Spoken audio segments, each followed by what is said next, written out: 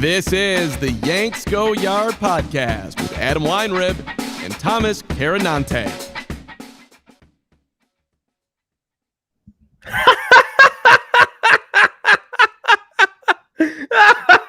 Welcome in to an early edition of the Yanks Go Yard podcast. I'm Adam Weinrib alongside Thomas Kahnle. Well, that's weird.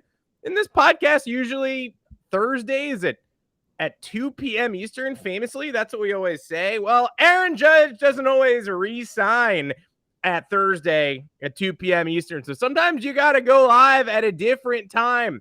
Sometimes you got to give the people what they want when they need it.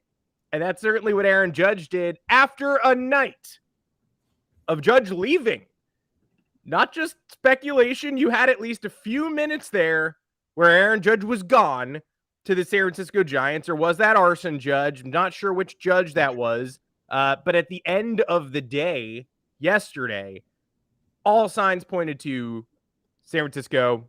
Aaron Judge accepted the offer, and Yankee fans went into cope mode. Like, yeah, it's a big contract. We probably shouldn't have paid that. Like Thomas and I said on the Monday show, like, you can't help shaking the thought that there are probably better things to do with the money. But at the same time, while you're having those thoughts and spiraling a little bit, you were depressed. I know you were. I was. Like we could talk a big game on the Monday pod and talk about how, move on. Brian Reynolds, Carlos Rodon, Carlos Correa. Like you could talk yourself into it, but then as soon as you get that Aaron Judge has gone to the Giants tweet from John Heyman, you're depressed. I was depressed for the next 5 hours waiting when it got retracted. I didn't think it was really retracted because we know how these things work. John Heyman wasn't just tweeting that on a whim.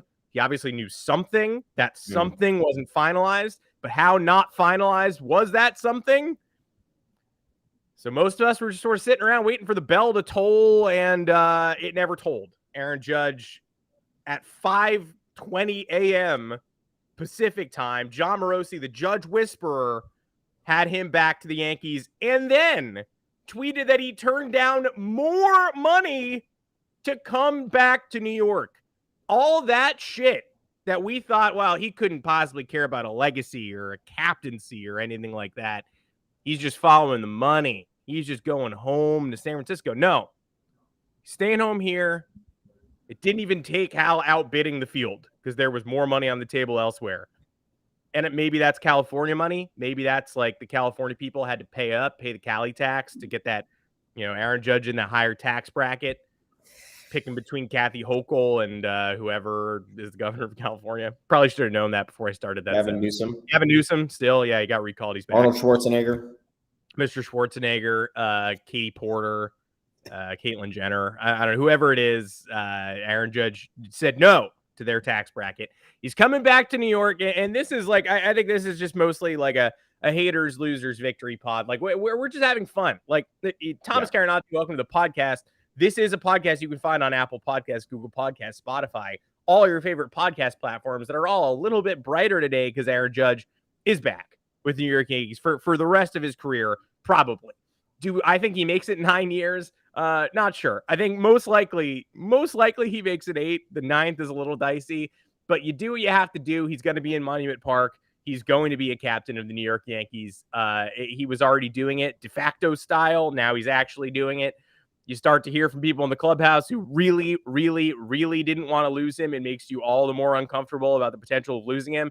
And now we don't even have to think about that. And we got a moment in the sun where all of the worst people on the internet thought he was gone and got to send their victory lap tweets out from drafts. And, oh, buddies, oh, Red Sox Nation, oh, YT Sox Talk, or whoever that random guy was who tweeted all the Aaron Judge contract details with the Giants. Oh, buddy. You're so fucking wrong. Thomas Kahnle, welcome on in. Yeah. But the flip side here, right? Now it's going to be Yankees are a joke. Aaron Judge is signed through his late 30s. We're the assholes. Yeah. No, either way, it's good. This is the worst contract. This is the worst contract of all time. Yeah. You guys are going to regret this by year 2. It's like the Yankees and Met fans should know at this point, there are very few organizations that have the spending power to reward somebody like Aaron Judge like this. And then if it ends up going wrong, which it will at some point, have the ability to go, our bad. So people do that all the time. The Orioles did it with Chris Davis. Like, I'm sorry, the Yankees will figure this one out. Of course. We hope they do. Maybe if they don't, that's bad. Yeah. I'm thrilled. I was disillusioned the last couple of days. The updates last night were it started to get to me.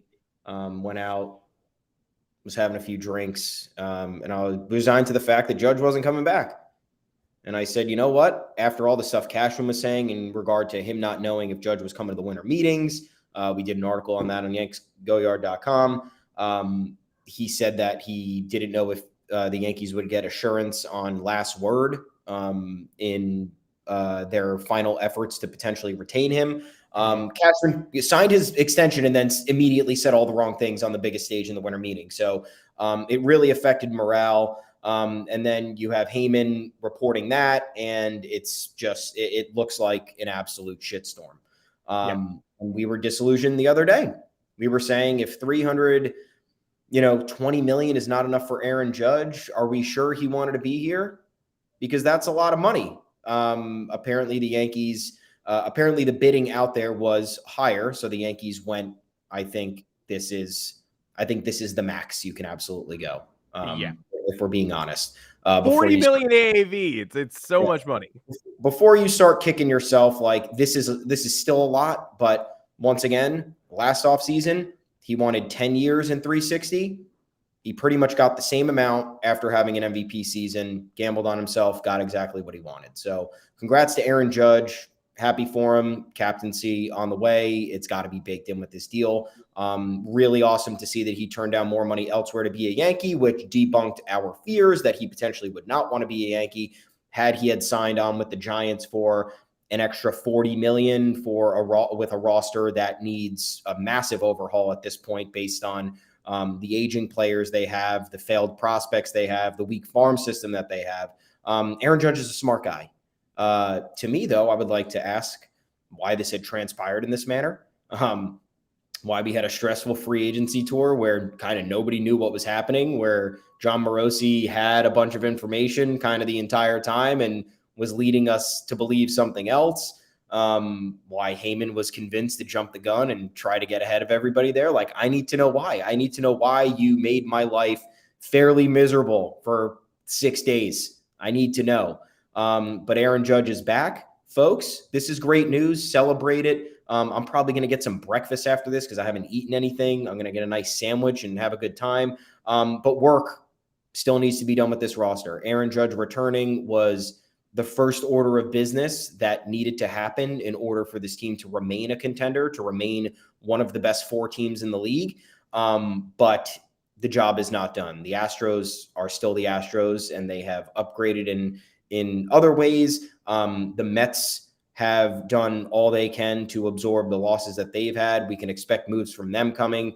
You know how it goes. The Dodgers are going to figure it out. It's the Padres are in. The Padres were in on Judge. Did you see that? Judge flew to San Diego to the winter meetings. He met with the Yankees, the Padres, and the Giants. The Padres are not screwing around, folks. They offered Trey Turner a record-setting contract that he eventually turned down. Teams are out there. They're trying to make big moves. The Yankees need to also step on some throats at the winter meetings on the final day. They end today. Get some deals done at the buzzer. Let's fucking go. That's the very confusing tweet from Joel Sherman, that not only did Judge meet with the Padres and Giants and Yankees and get the business done at the winter meetings, but he flew in. He was there yesterday. So, all the crazy people tracking the flight were accurate.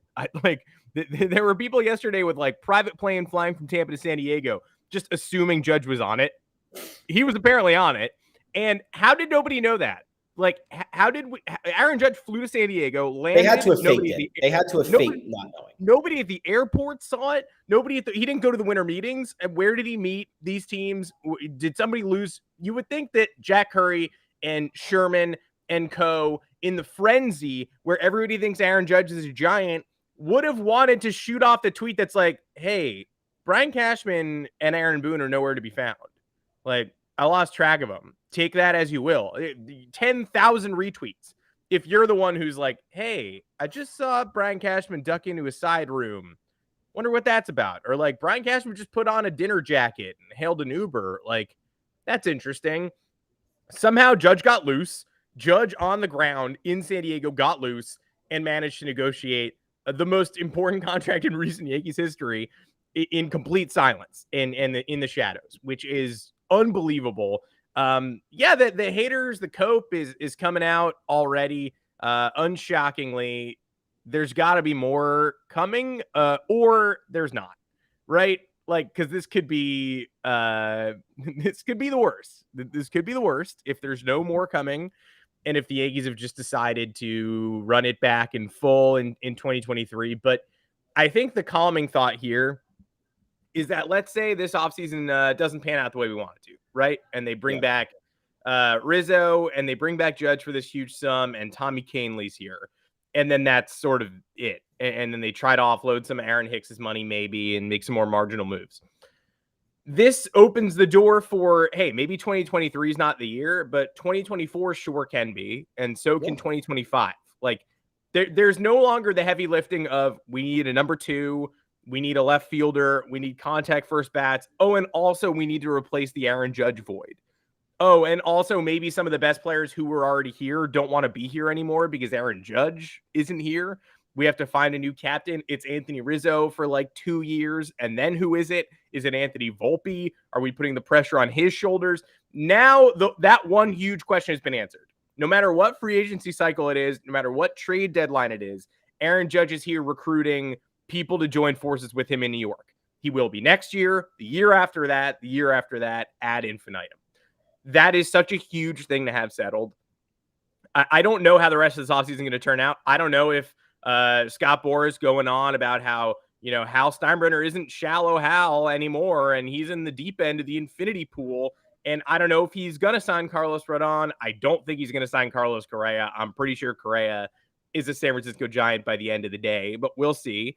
But if they do decide to be tight-fisted and they do decide to see what it's like to have Judge in a non-contract year and to run it back and hope for health and maybe get a left fielder who makes contact, but that's it. Like, if that's the plan, maybe 2023 isn't the year, but Judge is the foundation. Judge will still be 32. He's got several more prime years left, and he can help the Yankees get to where they need to go next winter, the winter after that, etc. So I'm not going to be as pessimistic about that as I might have been.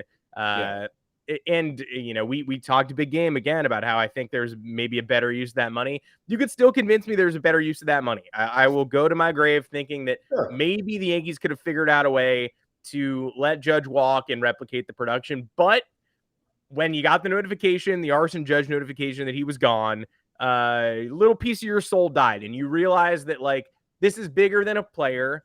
This is mystique.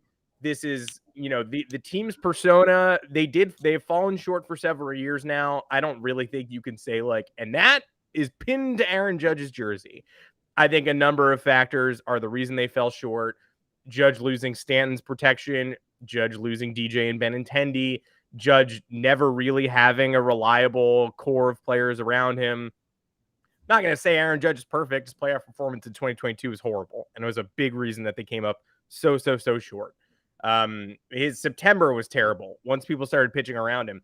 And we laugh at the juiced balls, too, that were apparently given out at Yankee Stadium for the home run chase. Didn't help much last couple weeks of the season. He wasn't homering. He was having a terrible couple of weeks. But I'm now we're in balls. Yeah, who cares? I don't give a fuck about what they're saying about that. Don't believe anything. No, that was great timing on that. But now we're in a place where the future of the Yankees is Aaron Judge. The future of the Yankees isn't 2023 only. That's why 2022 was so uncomfortable. It was like, we don't know how much longer we have Aaron Judge. So we better fucking win the World Series this year, because he does come from San Francisco area. He is not going to get extended before the season ends. It's either going to cost a ton of money and you're opening up the door to other suitors who are equally intriguing and successful in this business. So that's no longer hanging over anyone's head. That is massive. Yeah. And quick props to Hal Steinbrenner and Brian Cashman. I love ripping them. I do it all the time. Hal got the job done. Cashman signed his contract. I don't know his involvement in this or if it actually had anything to do with him, but Judge is back. Judge is signed. But they get 5 minutes of praise, and what's next? Because stuff needs to come next. Jameson Taillon is gone. He signed with the Cubs, 4 years, $68 million. You're looking at this second tier, maybe even you could call it a third tier pitching market. Taijuan Walker gets 4 years, $72 million from the Phillies. I don't know what the Yankees are going to do. That means Rodon is at least $160 million based on recent production and how the evaluation of free agencies has kind of transpired over the last few years. So I'm not entirely sure what we have officially lost Tyone, which was to be expected. Now there is a void in the rotation officially because Domingo Germán is not the fifth starter. I don't know what the recourse is here. I don't know how involved the Yankees are, like you said, with Scott Boras. He's got a lot of the clients out there. Speaking of the Cubs, what the fuck are they doing? Tyone for $17.5 million, Bellinger for $17.5 million. Like, very confusing stuff. Another billionaire owner, Tom Ricketts. Like, bad use of funds. Bad use of funds. Unless this is the stepping stone to convince maybe Carlos Correa or maybe Carlos Correa, Brandon Nimmo to go there. I don't know. But either way, the Yankees still, once again, there's Benintendi out there. Is he coming back? Because there is a sick, disgusting world where the Yankees, like you said, punt the offseason after Judge, maybe make a trade to address something.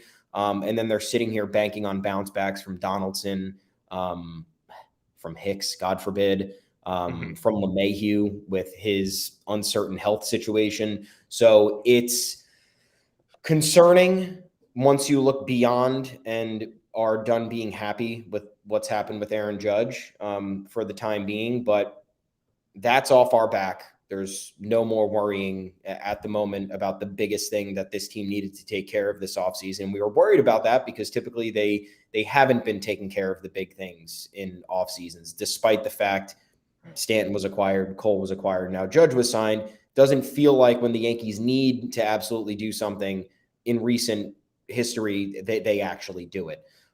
So maybe this is a turning of the tides. Maybe the pandemic financial hurt on the Yankees has surpassed. They were concerned about that the last few years. They had to reset the luxury tax. So I don't know. I'm not in the room. I'm not Randy Levine. Randy Levine with his gold pen looking through the Steinbrenner ledger. So you look at all those factors, kind of a renewed sense of a belief that they can go above and beyond, and they would be willing to pay the excess tax in the next couple of years to make this work. Then again, it all depends, in my opinion, the timeline on the prospects and what's going on. I think the Yankees' involvement in a lot of these other free agents, if we're being honest, we heard them connected to Nimmo. We heard them connected to a couple of the high-profile shortstops. We heard them connected to Rodon loosely. I think that may have been contingency planning in the event Judge left. I am fairly confident that that's not going to be supplementation.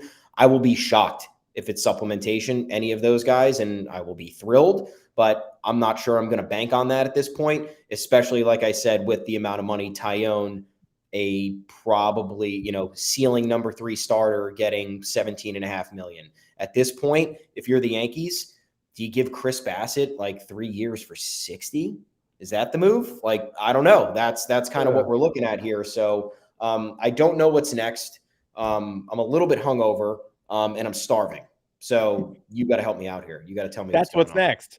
Yeah. That's what's in of all time. We beat San Diego for Aaron Judge, so I get to do that's what's in. Au revoir to Jameson Tyone for sure. I still maintain that I don't think it was as big a mistake as people are saying that the Yankees didn't give him the qualifying offer, because I just don't think he's signing a deal like this if they do give him the qualifying offer. And I also think he might return to the Yankees and take $19.65 million from Aaron Judge. And I'm good without Tyone. I think he did a great job. I will, like I said, honestly, a true salute farewell to Tyone. Absolutely. Like I said on the Monday show, do the trade again in a heartbeat. I would have Jameson Tyone on my team next year. If there were no such thing as the payroll and the luxury tax and no money fed into anyone else's money, I would take Jameson Tyone back. But at this point, 4 years, $68 million with the Cubs, you got to take that money. I'm not positive what the Cubs are doing. They better have more up their sleeve. There was some rumor that John Lester and David Ross and Mike Napoli were all trying to get Xander Bogaerts to go there. There's a rumor Dansby Swanson is about to go there. I think the dam breaks a little bit today, and we'll learn more about that, whether it's Correa, whether it's Swanson and Bogaerts, Swanson or Bogaerts, etc. The Cubs have money to spend, and if they're spending it only on Tyone and neo-Nazi Marcus Stroman, then they are making a mistake. That's a bad plan. You should not be doing that. But Tyone rules. I thought when Taijuan Walker's deal came in for 4 years and $72 million, that Tyone was going to threaten 80. And I don't think that was an unpopular opinion. Yep. 4 years, 78, something like that. I am shocked that he ended up coming in as low as 68, which is such a bizarre sentence to say, but it does make you realize how crazy this pitching market is. Tyler Anderson, you left $25 million on the table going to the Angels when you did. I don't know what you were doing, but I hope you enjoy the freeway. I hope you enjoy your Disneyland season pass. Good night and good luck. But there's really nobody left. There's Rodon, who I would love for the Yankees to end today with Carlos Rodon. That is my number one need, want, etc. Don't mess with the shortstops. I know the infield is still unsettled.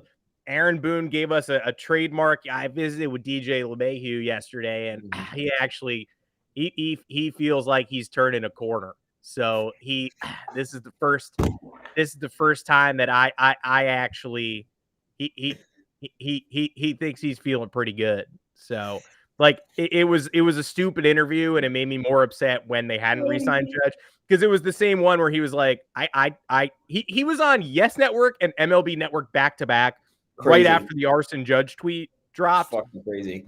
And it was crazy, and it was the same story on both channels. And he was, I checked in with Judgy a couple days ago, but it was just, it was just, how you doing? Kind of, we just want to see how you are, and the same thing I'd send him in any other off season. How are you? How you been? And it's just like you watch Gabe Kapler, also on the MLB John Network Schneider. show, like. One of the most fucking great. Did you watch that? One of the most incredible interviews I've seen from a manager in recent history. My favorite was Pedro Grifol of the White Sox. He was great. Yeah. But Kapler was on. He was jacked. He was wearing Yankees colors. He was wearing a blue blank hat. I don't know where people get blank hats, by the way, and also why you would want that. But he had a navy blue blank hat. And I was just like, man, this guy's dressing like a Yankee. He knows he's about to sign Aaron Judge. And meanwhile, you got Boone going like DJ's foot. It fell off only a little bit, fell off slightly, just a small amount. It could have fallen off more, of course. We hope it doesn't fall off all the way. So pretty depressing little hour there. But when Boone was asked about Rodon, he went, "He's a good pitcher, man. He's a good pitcher." And Scott Boras keeps connecting the Yankees to Rodon. And maybe that's all the flip side of the Judge chase, because Boras, at one point when it looked like the Yankees had lost Judge, Boras repped basically everybody else they could have possibly signed. He was in the complete catbird seat. Rodon, Correa, the list goes on and on. It was like all Boras clients. So he clearly wanted to speed up the Judge thing so that he could just put the screws on the Yankees and be like, "You lost my man. He's a giant. So pay up for my other men." And maybe that's why we were getting so much Rodon buzz. But today's the day. Put your money where your mouth is. Show me what you're thinking. Show me what you're working with, because you could get something truly special done in the final day of the winter meetings. Yeah. I need better interviews from people in our organization. I need it. I think everybody needs it. It's the most prestigious organization in sports, and it just is never good. You're always left like looking at the TV like, what? When you're at home wondering what you just watched, like, I am dumb. I sit there and I just watch dumb shit all day. And I, fill some of my hours with mindless things. And then I go on to watch professionals and experts and whatever speak on TV. And then I'm just like, what? Yeah. It's like if they just hired me to work for the Yankees tomorrow and they were like, you know what? We need you at the winter meetings.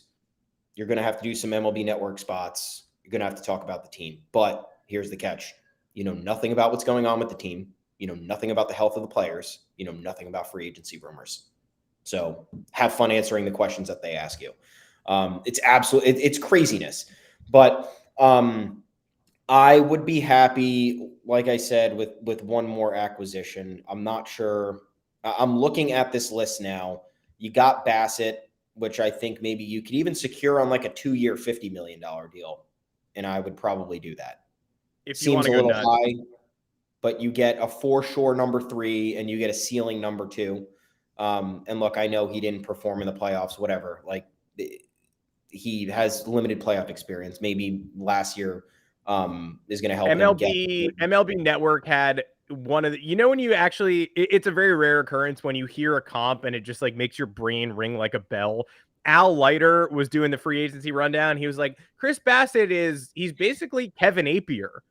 And I was like, and like time and space bent and like my brain went inside out. And I it's that thing when you realize that people who are completely like you just knew the name and they were just out of your world when you were like 6-7 years old. At the time they were your age that you are now and like playing well, but are completely lost to history. And I was like, damn, Chris Bassett, I guess, is Kevin Appier. Like, would I have been excited to get Kevin Appier in 1997 on the Yankees? No, but I also would have been a child. So it was a very mind-bending comparison. But I think that's kind of what you're getting. You're getting the ace of the Kansas City Royals or the A's, and you're getting a number 3 or 4 who could disappear into the back end of the rotation on any given day or any given week or any given month, but just might show up and miss bats and be funky for 7 innings in the biggest game of the year. I mean, I'll take the innings once again. I think getting longevity out of somebody is key. That's really what you pay a good amount of the money for, in my opinion. A majority of the money should be for availability, and then the other portion of it is the stardom aspect of it. I don't know what trades might be on the table. I think that's something else that we are still kind of in the dark about. The Yankees haven't really been linked to anybody based on what we've heard so far. Also, don't really know who they would be willing to trade after they didn't gut the farm system last year, but they traded a lot of the top end guys, whether they liked them or not. And I think the moves were necessary and smart because how many prospects can you possibly have? How many prospects can you possibly bring up at the same time? They have the core of the guys that they want.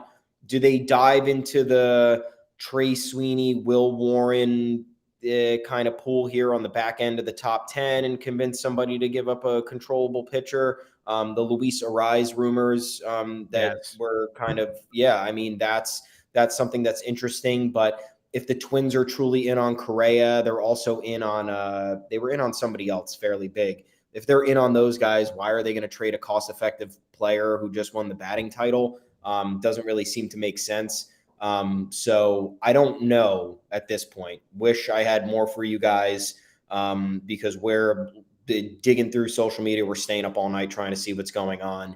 And there hasn't been much here. And usually the Yankees are swinging deals and at the winter meetings, especially. They make a lot of trades during the winter meetings. And so far it's been Tommy Kahnle, which welcome back. Did we mention that at the top of the show? I don't remember. Barely, if we did at all. Outbid the Boston Red Sox for Tommy Kahnle. And that just added to the roller coaster of yesterday where I wake up, I see the Red Sox are making a hard push for Tommy Kahnle. I know he's no sure thing, but it still makes me go, fuck. I love Tommy Kahnle. I don't want that. Yeah. 3 hours later, the Yankees signed Tommy Kahnle. Holy shit. 5 hours after that, the Giants signed Arson Judge. My day is ruined. And even when the Yankees got Kahnle, we knew that the Judge thing was coming down the pike. And then we read the Time Magazine interview. And then we started to feel less and less secure. And then Brian Cashman said he had no idea where Judge was, which I don't know. I mean, say anything but that. Like, if you know he is coming into San Diego, say, we just don't know. We'll see what we could do. If that's true, we'll set something up. Really no need to say, I have nothing scheduled and I have no clue. I still don't know what that did for Brian Cashman. But anyway, Arson Judge ruins all the Kahnle vibes. And then this morning, we get both, and we have to do more. I think $6 million a year is fine for Kahnle. It's $11.5 million for 2 years.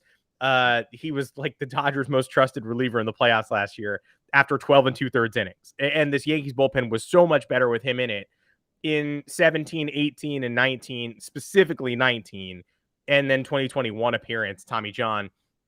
The Red Sox killed him in 2018, and then in 2019, he dominated them. The Red Sox were very different between 2018 and 2019 for some reason. But I am so happy to have Kahnle back, and I'm also pretty happy to have Aaron Judge back. I'm sorry it's sick. It's great. It's good. It's great. I think we're gonna be sitting here. We're gonna be waiting for stuff to happen. We're gonna update you guys as soon as we can on yanksgoyard.com. But for right now, sit back, have some fun. Nice half-hour pod for you, celebrating Judge being back. Can't wait for that captain label to come in. That's got to be part of the deal. Clearly wanted to be here. Clearly knew the legacy that he would leave behind once his career was said and done. After all he's accomplished here in the last 6 years, he's only going to build as opposed to going somewhere else, starting anew, having to kind of deal with that blank slate, creating your own legendary mark elsewhere. So sit on it. Enjoy your day. No one can ruin it. No other move today can ruin your day. I think that that's fair to say, right? I don't think there's any other big free agent out there that could sign with the Red Sox that's really going to, make us George Michael Bluth, Charlie Brown onto the living room floor. I think we're going to be fine for the remainder of the day.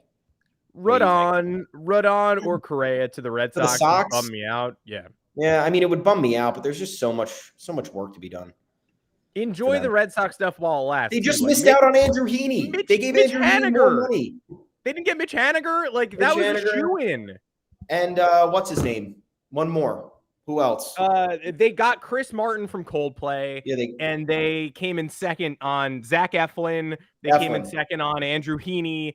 They came in second on Andrew Heaney. Not only did they try to spend $30 million on Andrew Heaney, but Andrew Heaney said no.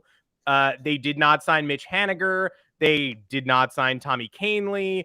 There was a great, weird little Chris Cotillo tweet that was, I got to pull it up before we sign off because it was I have one more. The Red Sox are apparently in on Matt Carpenter on the back burner too. That would make me annoyed, but not to the degree. Okay, yeah, here we go. The Red Sox were in on Zach Eflin, Orlando native, to the Rays, Mitch Haniger, San Jose native, to the Giants, Andrew Heaney, Oklahoma native, to the Rangers, and Tommy Kahnle, New York native, to the Yankees in the last few days. Geography is winning the winter meetings. Or maybe the Red Sox aren't bidding jack shit, or maybe nobody wants to go to the Red Sox because they're disrespecting their homegrown players, which the Yankees proved they were not doing with Aaron Judge. You got God. Perhaps. I'm sorry. I can't believe Mitch Haniger's not a Red Sox. And the Red Sox can still have something up their sleeve. Again, Carpenter, and I'll give you a name that Cotillo connected to the Red Sox yesterday that did make me go, oh, man, that guy's going to be so 2013 Red Sox, which was Mike Zunino for the catching game. He's going to hit 35 home runs in Boston. He's going to be better than Reese McGuire. So we'll see. I think the Red Sox can still be annoying. I think they can. If they re-sign Bogarts, whose market is dwindling, and sign as a Nino type, and then sign another annoying guy, bump Christian Arroyo out of the infield, I think the Red Sox can still be infuriating. I don't think they're beyond making us annoyed, but I think I can stop thinking about it. That much I know, because whatever they do is not going to impact me as much. They have to catch up now. Right? Yep. They don't get the Yankees taking the Aaron Judge step back. And they don't get the ability to be like, you down, us up. The best they can do is sort of start to gain ground by improving, but they won't get the auto bump for us regressing significantly. Unless Aaron Judge just completely hangs it up now because he's got the money. What if he just completely not motivated and he's like, I'm bored. I think I'm going to open a bakery. I don't know. Well, today we'll know. Today is the final day of the winter meetings. There will be business to be done. We keep hearing Judge was going to open the floodgates, and so open up those floodgates, folks. That is it for this little edition of the Yanks Go Yard podcast. Make sure to find us on Apple Podcasts, Google Podcasts, Spotify, wherever you get your podcasts, across all podcast platforms. Today is a good day. Today's the day for celebration. You're going to see Mets fan tweets. that are like, oh man, like, oh, that payroll. I thought the Mets had I got learned that Mets payroll. fans. My Mets fans friends are supporting us. Good. For what it's So our worth. Mets fan friends are not KFC Barstool, who's like, this is Correct. a win-win for the haters because he cost more, and that was always going to be a win, and nobody cares. You're paying $45 million for Justin Verlander next year. You should know that money doesn't matter. Yep. It doesn't. Any owner could do this. The Phillies are paying so much money for so many people. Taijuan Walker, Matt Strahm, Trey Turner. The Phillies have, people were talking about the Yankees having Judge and Stanton with the Marlins paying some of his salary and Cole all the way through like age 36. The Phillies have Turner, Harper at near 30 million AAVs. They have Schwarber for the next several years. They have Castellanos, who wasn't even good by the time the playoffs rolled around. They have Taijuan Walker making nearly $20 million a year. Like, the Phillies have so much baggage now, but it doesn't matter because Dave Dombrowski wins. And this shouldn't matter either. And Hal Steinbrenner and company have about, I mean, they've got the whole offseason, but they've really got the next 24 hours to prove to us just how much it does not matter.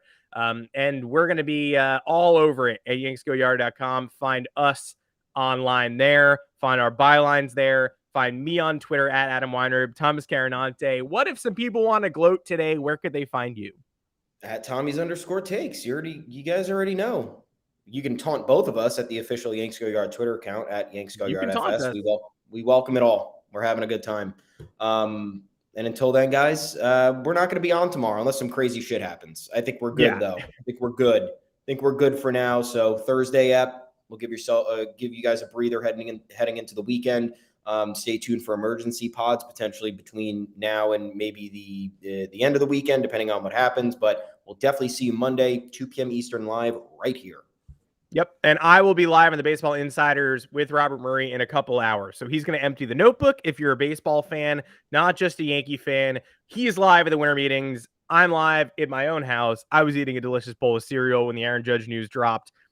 He was actually making it happen. And called me down last night, told me that no decision was made. And I was like, you sure about that, though? You're just lying to me? Are you a real friend or are you lying to me?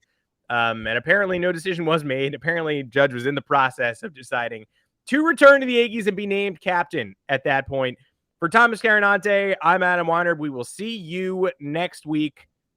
Stay on Twitter all day because right now it seems like it's only getting better, folks.